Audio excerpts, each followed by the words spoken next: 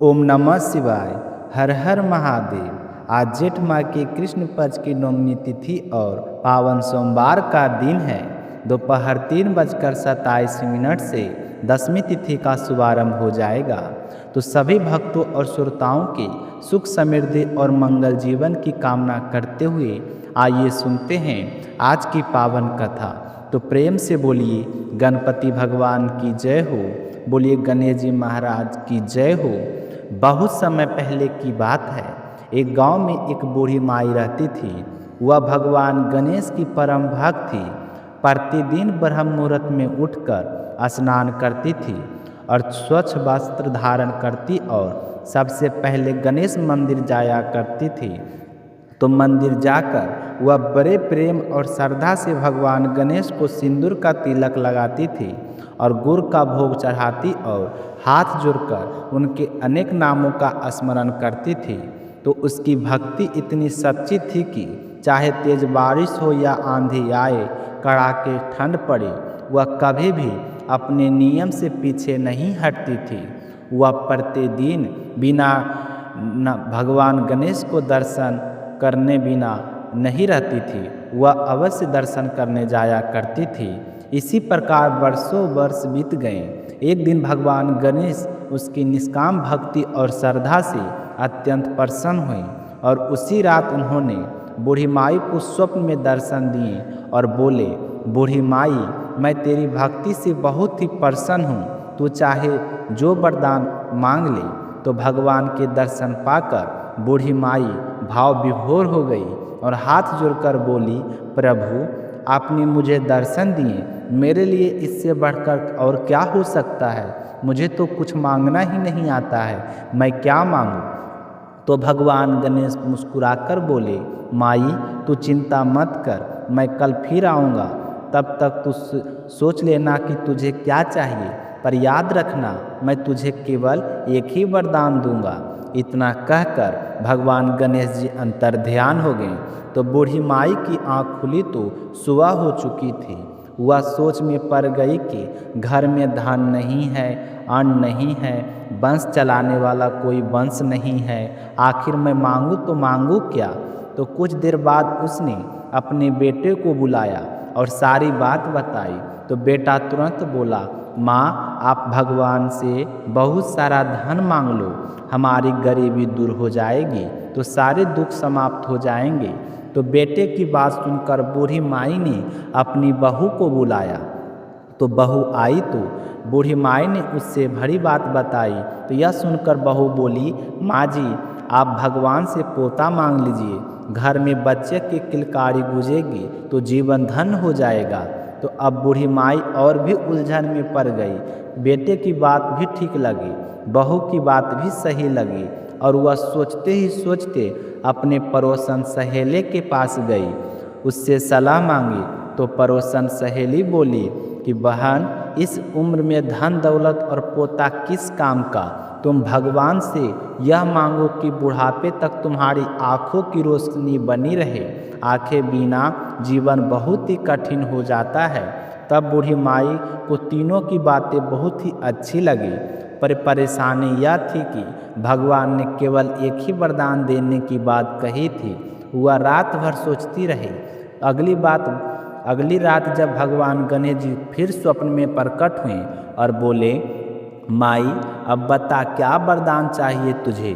तो बूढ़ी माई ने दोनों हाथ जोड़कर बोली कि प्रभु, मेरी बस इतनी इच्छा है कि मैं अपने पोते को सोने की थाली में सोने के चम्मच से भोजन करते हुए अपनी आँखों से देखूं। तो भगवान गणेश जी मुस्कुराने लगे और बोले, माई, तू तो कह रही थी कि मुझे तो मांगना ही नहीं आता है, पर तूने तो बड़ी चतुराई कर दी। एक ही वरदान में तूने धन, पोता और आँखों की रोशनी तीनों मांग लिए। तूने मुझे प्रसन्न कर दिया। तो गणेश जी भगवान बोले कि जैसा तूने मांगा है वैसा ही तुझे प्राप्त होगा। इतना कहकर गणेश जी भगवान फिर अंतर्ध्यान हो गए और कुछ ही समय बाद बूढ़ी माई घर में सुख समृद्धि आ गई और घर में धन भी आया, पोते का जन्म भी हुआ और बूढ़ी माई की आँखों की रोशनी भी बनी रही। तो पूरा परिवार प्रसन्न रहने लगा। तो प्रेम से बोलिए गणेश जी भगवान की जय हो। तो भक्तों अब अपने सुनते हैं, शिव अपराध क्षमापन स्रोत कहा जाता है कि मनुष्य जाने अनजाने जीवन में अनेक पाप कर बैठता है। ऐसे में भगवान शिव से सच्चे मन से क्षमा मांगने का सबसे सरल और श्रेष्ठ उपाय है शिव अपराध क्षमापन स्रोत का जाप करना। जो भी व्यक्ति श्रद्धा और भक्ति से इस स्रोत को सुनता या पढ़ता है उसके पाप, मानसिक अशांति और दुख दूर हो जाते हैं। तो बोलिए शिव शंभू की जय हो। हे प्रभु, परम कर्मों के कारण माता के गर्भ में हो गया, वहाँ मूल मंत्र और अग्नि के बीच अत्यंत दुख सहता रहा और उन दुखों का कौन कह सकता है। हे शिव शंकर, हे महादेव, मेरे अपराधों को क्षमा करो। बाल्यकाल में मैं अज्ञान और दुखों से घिरा रहा, रोगों से पीड़ित होकर रोता रहा। उस समय मैं भी आपका स्मरण नहीं कर पाया। हे भोलेनाथ, हे मेरे अपराध क्षमा करो। तो युवावस्था में विषय वासना ने मुझे घेर लिया, धन, स्त्री और अहंकार में डूबा रहा, तब भी आपका ध्यान नहीं किया। हे शंभुनाथ, मेरे अपराध को क्षमा कीजिए। तो बूढ़ी अवस्था आई तो शरीर दुर्बल हो गया और इंद्रियां शिथिल हो गई, फिर भी मेरा मन मोह और इच्छाओं में फंसा रहा। हे महादेव, मेरे अपराध क्षमा करो। मैं ना विधि पूर्वक पूजा की, ना गंगा जल में अभिषेक किया, ना बेलपत्र चढ़ाए, ना धूप अर्पित किए। हे शिव शंकर, मेरे अपराध को क्षमा करो। मैंने ना दान किया, ना जप किया, ना तप किया, फिर भी आपकी कृपा चाहता हूँ। हे करुणा सागर महादेव, मेरे अपराध को क्षमा करो। चंद्रमा से सुशोभित लालट वाले, गंगा को धारण करने वाले, सर्पों से विभूषित भोलेनाथ, अब मेरी चेतना को अपने चरणों में स्थान दीजिए। यह धन, राज, परिवार सब क्षण भंगुर है, केवल आपका स्मरण ही सत्य है। हमारी आयु प्रतिदिन घट रही है, यौवन नष्ट हो रहा है, समय किसी के लिए नहीं रुकता। इसलिए हे शरणागत वत्सल शिव, हमारी रक्षा करो।